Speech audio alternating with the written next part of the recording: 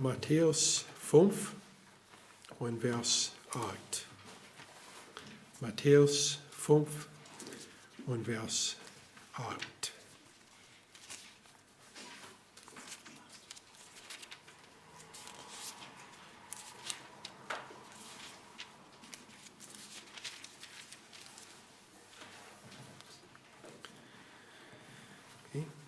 Glückselig sind, die reinen Herzens sind, denn sie werden Gott schauen.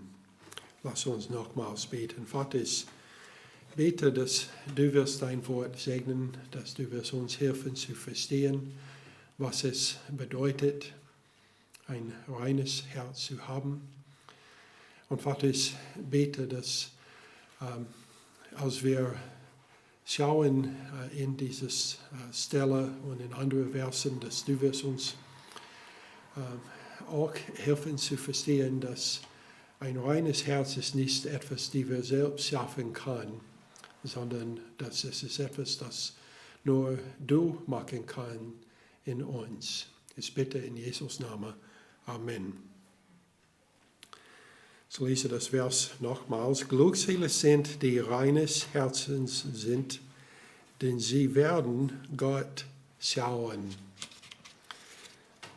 Natürlich, die erste Frage, die wir stellen sollen, ist, was ist ein reines Herz? Was ist hier gemeint? Also, ich war zum Arzt gegangen, bevor wir nach Deutschland gekommen waren, so schon mehr als 20 Jahre vor. Weil die mussten uns prüfen, zu sehen, ob wir fit waren. Und so ich und Marcia mussten beide dahin gehen für eine Prüfung. Und die haben alles geprüft und die haben gesagt, dass meine Cholesterin, ich weiß nicht genau, ob man das so sagt, war zu hoch. Und so, das heißt, dass in mein Herz, es ist nicht ganz rein. Es gibt also Reste vom Fett drin oder etwas.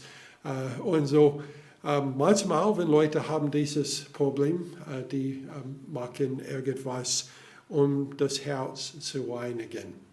Das hat nichts zu tun mit dieser Stelle. Es hat gar nichts zu tun mit, ob jemand gleich sterben will, weil die Zahlen sind nicht richtig.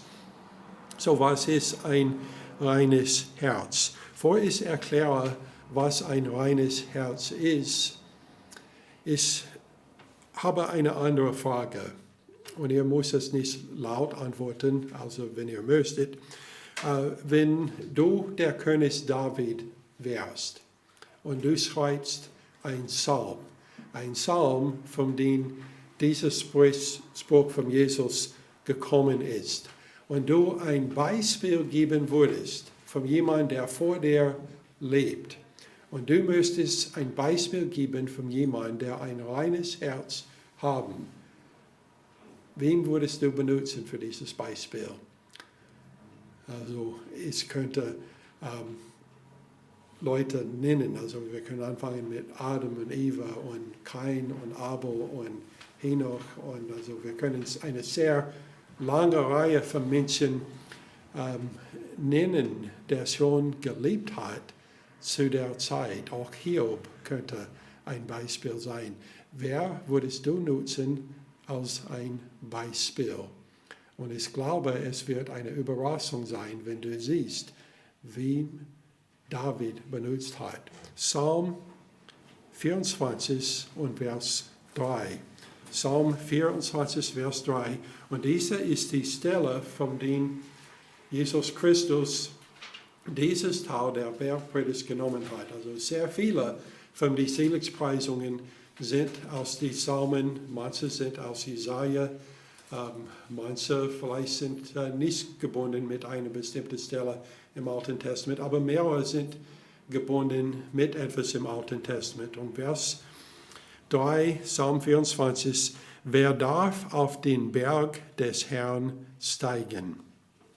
Und wer darf an seiner heiligen Stätte stehen? Also wenn du auf den Berg des Herrn steigst und wenn du an seiner heiligen Stätte stehst, das heißt, du würdest dann in der Lage sein, ihn zu sehen, denn du bist in seiner Gegenwart. Und dann ist es geantwortet, wer unschuldige Hände hat und ein reines Herz, wer seine Seele nicht auf Trug richtet und nicht falsch schwört, der wird Segen empfangen von den Herrn und Gerechtigkeit von dem Gott seines Heils. Dies ist das Geschlecht derer, die nach ihm fragen, die dein Angesicht suchen. Und hier ist das Beispiel, das ist Jakob. Das ist Jakob, der einen komischen Namen hat. Sein Name Jakob, es bedeutet eigentlich, den so zu greifen auf die Fußsohle, also so zu greifen. Denn das hat er gemacht, als sein Bruder geboren wurde. Und so dieses Wort bedeutet Umstürzler. Es heißt eigentlich, dass er war ein Betrüger. Aber in dieses Vers steht, wer seine Seele nicht auf Trug richtet. Und dann steht, das ist Jakob. Israel hat eine andere Bedeutung. Und es ist also Gottes Streiter. So, wie ist David auf diese Idee gekommen, dass Jakob wäre ein gutes Beispiel von das? 1. Mose 32, Vers 27 bis 31 ist die Geschichte, wo Gott hat den Namen Jakob geändert ins Israel. Und in dieser Stelle, wir werden sehen, warum Jakob ist genannt als Beispiel. 1. Mose 32, Vers 27. Und der Mann sprach, lass mich gehen, denn die Morgenröte bricht an. Also der Mann hier ist Jesus Christus im Alten Testament. Es ist eine von den Fällen, wo Jesus da erschienen war. Und es steht, Jakob aber sprach, ich lasse dich nicht, es sei denn, du segnest mich. Da fragte er ihn, was ist dein Name? Er antwortete, Jakob, also der ein Betrüger wäre.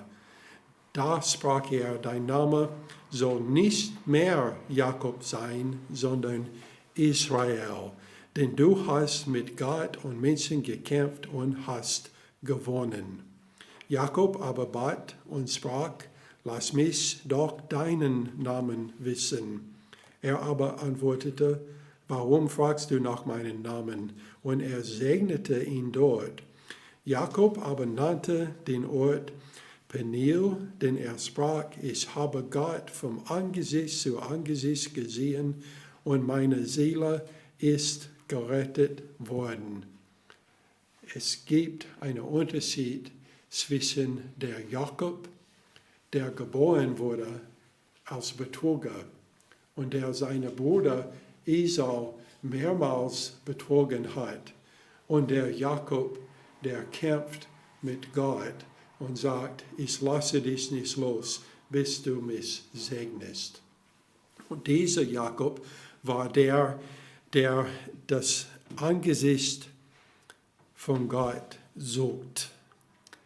Und so, wir haben ein Beispiel zu Anfang von jemandem, der ein reines Herz hat. Aber Gott hat es gereinigt. Nicht, dass er hat etwas selbst gemacht mit seinem Leben, sondern Gott hat es gemacht. So ein reines Herz dann ist ein ungeteiltes Herz. Jakobus 4, Vers 7 und 8 ist eine Stelle, wo wir lesen über das Zustand von unserem Herzen. Und in Jakobus 4, 7 steht, so unterwerft euch nun Gott. Widersteht den Teufel, so flieht er von euch, naht euch zu Gott, so naht er sich zu euch. Also wir sehen das Suchen den Angesicht des Herrn, nahen sich zu Gott.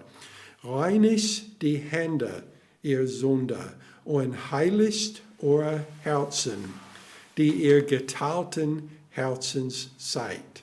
Also ein reines Herz ist ein Herz, was nicht geteilt ist. So wir sollen, wenn wir ein geteiltes Herz haben, wir sollen das reinigen. Also hier das Wort steht heiligt, aber es ist die gleiche Bedeutung vom Reinigen. Reinigt die Herzen, die ihr geteilten Herzens seid. 5. Mose 6 und Vers 5 ist eine Stelle, was es in mindestens 3 von den 4 Evangelien zitiert. Es steht, und du sollst den Herrn, deinem Gott, lieben mit deinem ganzen Herzen und mit deiner ganzen Seele und mit deiner ganzen Kraft. Wir werden nicht reden heute über das, Mose hier sagt, dass es gibt 3 Teile. Wir reden nur über den einen und das ist dem ganzen Herzen. Von meinem ganzen Herzen. Ich soll Gott lieben. Das heißt, dass mein Herz ist nicht geteilt. Ich liebe Gott mit meinem ganzen Herzen. Nicht, also 50% von meinem Herzen liebe ich Gott und dann danach liebe ich meine Familie und Freunde und mich selbst. Nee, vom ganzen Herzen liebe ich Gott. Ein reines Herzen ist nicht geteilt. Es hat volle Liebe für Gott. Zweitens, ein reines Herz ist ein unbeflecktes Herz. 1. Timotheus 1 und Vers 5. 1. Timotheus 1, 5. Das Endziel des Gebotes aber ist Liebe aus reinem Herzen und gutem Gewissen und ungeheuchelten Glauben. 3 Sachen hier: reines Herz, gutes Gewissen, ungeheucheltes Glauben, die passen alle zusammen. Man muss ein reines Herz haben, denn das ist das Endziel des Gebotes. Ein reines Herz ist ein unbeflecktes Herz. 2. Timotheus 2 und Vers 22. Es steht, so fliehe nun die jugendlichen Lüste, jage aber der Gerechtigkeit, dem Glauben, dem Liebe, dem Frieden nach zusammen mit denen, die den Herrn aus reinem Herzen anrufen. 5 verschiedene Sachen, die wir jagen nach statt jugendlicher Lüste. Und das ist Gerechtigkeit, Glaube, Liebe, Frieden und Gemeinschaft mit denen, die den Herrn aus reinem Herzen anrufen. Also das ist, was wir brauchen, um ein unbeflecktes Herz zu haben. Sprüche 4 und Vers 23. Salomo hat geschrieben, mehr als alles andere behüte dein Herz, denn von ihm geht das Leben aus. Wir müssen unser Herz behüten, sonst wird es befleckt von der Welt. So fliehe die jugendliche Lüste und jage nach Gerechtigkeit, Glauben, Liebe, Frieden und Gemeinschaft mit anderen, die den Herrn aus reinem Herzen anrufen. So dann eine zweite wichtige Frage. Und das ist, warum brauche ich ein reines Herz? Es ist schön, dass es gibt Leute, die ein reines Herz haben. Aber warum brauche ich ein? Natürlich, wir können wieder den Vers lesen. Es steht, glückselig, die reines Herzen sind, denn sie werden Gott schauen. Also ich brauche ein reines Herz, damit ich Gott sehen kann. Hiob 19 und Vers 25 bis 27 ist mein Lieblingsversen aus dem Buch Hiob. Es steht, ich weiß, dass mein Erlöser lebt Und zuletzt wird er sich über den Staub erheben. Und nachdem dieser meine Hülle zerbrochen ist, dann werde ich von meinem Fleiß los Gott schauen. Ja, ich selbst werde ihn schauen und meine Augen werden ihn sehen, ohne ihm fremd zu sein. Danach sehnt sich mein Herz in mir. Also er war auch einer, der schaut auf den Angesicht Jesus Christus und der das vorhat. Er möchte ihn sehen. Kennt er, dass sein Erlöser heißt Jesus Christus? Nee, wahrscheinlich nicht. Aber er versteht, dass es wurde versprochen, dass eine Erlöser gibt. Also Hiob hat gelebt, vor Mose überhaupt 1. Mose geschrieben hat.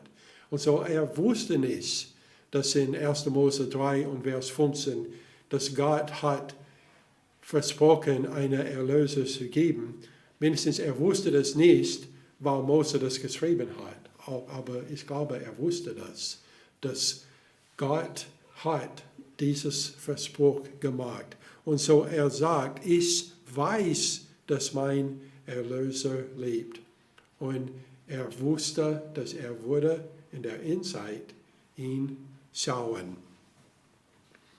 Offenbarung 22, Vers 3 und 4. Das ist also ganz am Ende der Bibel. Und so das ist eigentlich das Letzte. Also es gibt nur wenige Verse, noch diese Versen hier. Und wenn wir fangen an mit Vers 1, wir werden finden, dass es ist eine Beschreibung von der Zeit, wo wir sein werden, Ewigkeit. Und in Vers 3 steht, und es wird keinen Fluch mehr geben. Und der Thron Gottes und des Lammes wird in ihr sein, und seine Knechte werden ihn dienen, und sie werden sein Angesicht sehen. Seine Knechte, das ist uns. Wir werden da sein, wenn wir glauben an Jesus Christus. Wir werden da sein. Aber wir können ihn nicht sehen ohne ein reines Herz. Ohne ein reines Herz können wir nicht sehen. So das heißt, wir müssen ein reines Herz haben, in den Himmel hineinzukommen. Es ist unmöglich, da reinzukommen, ohne ein reines Herz zu haben. 1. Korinther 6, 9 bis 11. Das ist eine längere Stelle. Und wir haben in dieser Stelle 10 Beispiele für Menschen, die eigentlich nicht im Himmel sein werden, weil sie haben beflecktes Herzen. Und so, die werden einfach nicht da sein. Es steht, wisst ihr denn nicht, dass Ungerechte des Reichs Gottes nicht erben werden? Irrt euch nicht. Weder Unzüchtige, noch Götzendiener, noch Ehebrecher, noch Weichlinge, noch Knabenschänder, weder Diebe, noch Habsüchtige, noch Trunkenbote, noch Lästerer, noch Räuber werden das Reich Gottes erben. Es ist interessant, dass es 10 verschiedene hier und es gibt 10 Gebote, aber die passen nicht so genau zusammen. Zum Beispiel Diebe und Räuber sind beide hier auf dieser Liste und da ist nur ein Gebot für die beiden. Und es gibt andere, die offensichtlich nicht hier. Aber 10 verschiedene Gruppen von Leuten, die nicht da sein werden. Und dann steht, und solche sind etliche von euch gewesen. Aber ihr seid abgewaschen, ihr seid geheiligt, ihr seid gerechtfertigt worden in den Namen des Herrn Jesus und in dem Geist unseres Gottes. Also wir waren auf die Liste. Also ich glaube, jeder von uns, wenn wir lesen diese Liste, wir werden uns mehr als einmal da finden, wo irgendwann in unserem Leben, wir haben etwas gemacht, was bringt uns auf diese Liste. Und Paulus sagt, alles von euch waren solche, aber ihr seid abgewaschen, geheiligt und gerechtfertigt Abgewaschen heißt, ich bin rein. Geheiligt heißt, dass ich bin heilig. Und gerechtfertigt heißt, dass meine vergangene Sünde werden gelöst. Und das heißt, die sind nicht mehr auf meiner Liste von alles, was ich gemacht habe. Gott hat es vergeben und vergessen. Und so, ich bin rein geworden durch das Blut Jesus Christus. Und so bin ich nicht mehr auf dieser Liste. Die Leute auf dieser Liste können nicht in den Himmel reinkommen. Die muss erst abgewaschen werden. Hebräer 12 und Vers 14.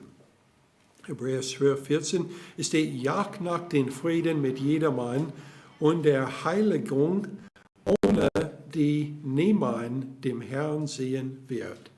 Ohne die Heiligung wird man Christus nicht sehen. Es wird nicht möglich, ihn zu sehen, ohne der Heiligung. Also man könnte natürlich fragen, aber es steht in einer anderen Stelle, dass jede Augen werden ihn sehen. Aber die Sehen da ist in einem anderen Sinn als dieses Sehen hier. Denn wir werden sein Angesicht sehen für immer im Himmel. Nicht als unser Richter, sondern als unser Retter. Und so das ist einfach in einem anderen Sinn. So dann vielleicht der am wichtigsten Fragen ist dann, wie bekommt man ein reines Herz? Wenn man keine hat, wie bekommt man dann das? Erstens, wir wurden nicht mit reinem Herzen geboren. Also ich habe zurzeit 2 Enkels und noch einer ist auf dem Weg und wird wahrscheinlich im September geboren. Zach ist schon in dem Alter, wo man merkt, dass er ist etwas Habsüchtiges. Er sagt, alles ist mein. Und wenn Jason kommt in der Nähe, er schiebt ihn weg. Denn das alles ist mein. Und so wir sehen schon, dass in seinem Alter, dass er kein reines Herz hat. Denn er ist habsüchtig. Und hat auch andere Probleme. Aber Jason, er scheint wirklich ein reines Herz zu haben, bis man merkt, dass er möchte genau das haben, was Zach hat. Also er ist noch nicht so unrein vielleicht, wie Zach scheint zu sein, aber man merkt es schon. Und es ist da vom Anfang an. Wir sind geboren mit einem befleckten Herzen. Jeremia 17 und Vers 9. Jeremia 17, Vers 9. Vielleicht der am deutlichsten Beschreibung von den Herzen von Menschen. Überall trügerisch ist das Herz und bösartig. Wer kann es ergründen? Ich, der Herr, erforsche das Herz und prüfe die Nieren, und jedem Einzelnen zu vergelten, entsprechend seinen Wegen, entsprechend der Frucht seiner Taten. Mein Herz, als ich geboren wurde, war überall trügerisch und bösartig. Ich war nicht geboren mit einem reinen Herzen. Matthäus 15 und Vers 19 und 20. Jesus hat selbst geredet über den Zustand unserem Herzen. Er sagt, denn aus dem Herzen kommen böse Gedanken, Mord, Ehebruch, Unzucht, Diebstahl, falsche Zeugnisse, Lästerungen. Das ist, was den Menschen verunreinigt. Was verunreinigt den Menschen? Unser unreinen Herz. Und so, wir reden manchmal über Äpfel und wie, wenn man hat eine verdautes Äpfel, in einen Eimer, es wird sehr schnell alle anderen auch verdauen. Aber manchmal findet man einen Äpfel, was von drinnen so verdorben ist. Wir haben manchmal auf unsere Bäume, die so waren. Denn auf irgendwelchen Grund, es gibt etwas drinnen in dem Herz von den Äpfeln. Wenn ein Äpfel hat ein Herz, wenn man das so sagen können. Also ein Würmchen oder etwas wurde da drin geboren und den Äpfel von drinnen verdorben ist. Und das ist, was Gott sagt, das ist, wie Gott sagt, es ist mit den Menschen. Wir alle gern schauen um uns und sagen, ich bin nicht schuldig. Es ist die Umstände gegen mir, der mich verunreinigt. Und Jesus sagt, nein, es ist nicht die Umstände, dass dich unreinigt. Auch nicht, was du isst oder dass du mit unreinigen Händen isst. Er sagt, was dich unreinigt, ist das, was schon in dein Herz ist. Wir wurden nicht mit reinem Herzen geboren. So wie können wir ein reines Herz bekommen? Wir können unserem Herzen nicht selbst reinigen. Sprüche 20 und Vers 9, Salomo hat diese Frage gestellt. Wer kann sagen, ich habe mein Herz geläutert? Ich bin rein geworden von meiner Sünde. Es gibt manche, die meinen, dass die haben das gemacht. Unter anderem die Pharisäer. Und Jesus hat sehr oft geredet mit den Pharisäern und den Zustand ihres Herzens. Denn die haben nur den äußeren Teil gereinigt. Das können wir tun. Also wir haben Reinigungsmittel, wir haben dieses Hand Sanitizers und solche Dinge. Wir können die alle nutzen, um den äußeren Teil zu reinigen. Aber das hilft gar nichts, was drinnen ist. Und wir setzen Regeln und sagen, du sollst nach dieser Regeln leben. Mit der Meinung, dass wenn wir das alles schaffen, wir werden rein sein. Aber das Herz bleibt ungeändert.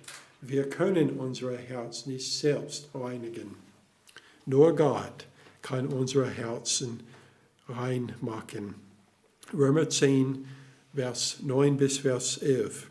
Es steht, denn wenn du mit deinem Mund Jesus als den Herrn bekennst und in deinem Herzen glaubst, dass Gott ihn aus den Toten auferweckt hat, so wirst du gerettet. Denn mit dem Herzen glaubt man, um gerecht zu werden, und mit dem Mund bekennt man, um gerettet zu werden. Denn die Schrift spricht, jeder, der an ihn glaubt, wird nicht zuschanden werden. Also, wenn du mit deinem Herzen glaubst, dann wird dich reinigen. 1. Johannes 1,9 passt zusammen mit dieses sehr gut, denn wir haben in beiden Versen, dass man etwas bekennen soll. Und in dieser Stelle steht, wenn wir aber unsere Sünden bekennen, so ist er treu und gerecht, dass er uns die Sünde vergibt und uns reinigt von aller Ungerechtigkeit. Ich glaube, ich habe das hier. Also, wer glaubt, dass das funktioniert? So, es steht darauf, dass es hat einen sehr hohen, also es ist vom WHO auch, also die sagen, dass es ist sehr gut. Und so, man kann das nutzen. Wer glaubt, dass es wird funktionieren, wenn ich das einfach da so stelle? Macht das etwas? Was muss ich machen, wenn ich wirklich glaube, dass das mir helfen würde? Was muss ich machen? Ich muss das auf meine Hände und dann kann ich die Hände reinigen. Also im Alten Testament, wenn Gott hat gesagt zu den Kindern Israel, dass die sollen den Passahlamm schlachten. Er hat gesagt, dass die sollen das Blut auf die Posten bringen Und wenn er sieht den Blut, er würde ihnen vorübergehen. Denn das Blut ist da und das ist ein Bild von der Reinigung. So, was muss man machen? Man muss glauben. Also wenn man das glaubt, dann hier ist, wie man glaubt. Man nimmt das und nutzt das. Also, das habe ich kaputt gemacht. Das zeigt, dass ich glaube, dass es funktioniert. Und mit Gott, wir können sicher sein, dass es funktioniert. Wenn wir glauben, er wird unsere Herzen reinigen. Psalm 51, Vers 12. Erschaffe mir, o Gott, ein reines Herz und gib mir vom Neuen einen festen Geist in meinem Innern. Es ist interessant, dass David hier verbindet zwei Sachen zusammen. Erstens ein reines Herz, also reinige mein Herz und mach das alles weg, was unrein ist und schaffe in mir einen festen Geist, statt den den beflecktes Herz, was es vorher hatte, mach in mir einen festen Geist, was rein bleibt. Die passen zusammen. Was wird passieren, wenn wir Gott sehen? Also irgendwann, dieses Leben wird zu Ende sein. Entweder wir werden alle sterben oder der Herr wird zurückkommen und wir werden entrückt werden. Und wir werden ihn dann sehen. Was werde dann passieren, wenn wir sehen?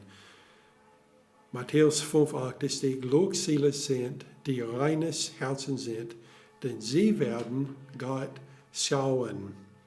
1. Johannes 3 und Vers 12 ist eine von zwei Stellen, die uns erklärt, was passiert, wenn wir endlich ihn sehen werden. 1. Johannes 3, 2, Geliebte, wir sind jetzt Kinder Gottes und noch ist nicht offenbar geworden, was wir sein werden. Wir wissen aber, dass wir ihn gleichgestaltet sein werden, denn er offenbar werden wird. Denn wir werden ihn sehen, wie er ist. Und in den nächsten Versen sagt, jeder, der diese Hoffnung hat, reinigt sich, gleich wie er rein ist. Und wie reinigen wir? Wir bekennen unsere Sünde. Und so sind wir gereinigt. Wir können versuchen, den Ausvertaufe unserer Leben, unser Leib zu reinigen. Aber das Herz bleibt gleich. Wir brauchen von ihm gereinigt zu werden. Wir müssen unsere Sünde bekennen und lassen ihn uns reinigen. Wir werden dann wie ihn sein. Wir werden, dass wir ihn gleichgestaltet sein werden, steht es hier. Wir werden sein wie er. Die andere ist 1. Korinther 13 und Vers 12. Denn wir sehen jetzt mittels eines Spiegels wie in Rätsel. Also Gottes Wort ist ein Spiegel. Und wenn ich lese drin, leider finde ich mich selbst viel zu oft. Ich sehe mich hier drin und es ist wie im Rätsel. Aber dann vom Angesicht zu Angesicht. Jetzt erkenne ich stückweise, dann aber werde ich erkennen, gleich wie ich erkannt bin. Wenn ich ihn sehe, dann ich werde letztendlich gereinigt, nicht nur im Herzen, sondern ganz durch. Drinnen nach draußen, völlig rein für alle Zeit und wird nie wieder befleckt werden von die Sünde der Welt und von meinen Umständen. Denn im Himmel, es gibt nichts, was unreines ist. Und so können wir nicht da sein, wenn wir kein reines Herz haben. Deshalb hat er versprochen, unser Herz zu reinigen.